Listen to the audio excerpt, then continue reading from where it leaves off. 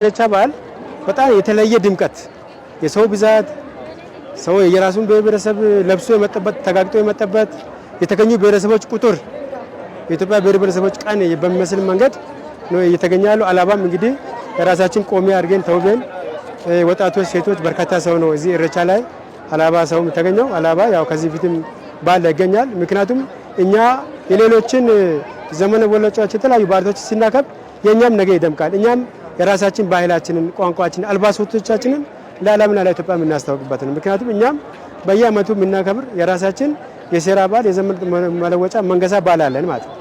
ስለዚህ ያ መንገሳ በዓል ሲናከብር ልክ እንደዚሁ የደመቀ እንዲሆን የምንፈልገው ሁሉም ብሔረሰቦች አሁን በዚህ ዓመት ኢሬቻም ሲሆን ሌሎች አጎራባች ዞኖችም ዘመን መለወጫ ሲያከብሩ ተገኝተናል ማለት ነው። ዛሬ ኢሬቻ ላይ ተገኝተናል።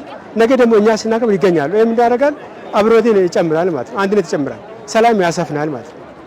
አሁን የተጀመረው ሀገራዊ ለውጥን ደግሞ የበለጠ ያጠናክራል ማለት ነው። ኢሬቻ ማለት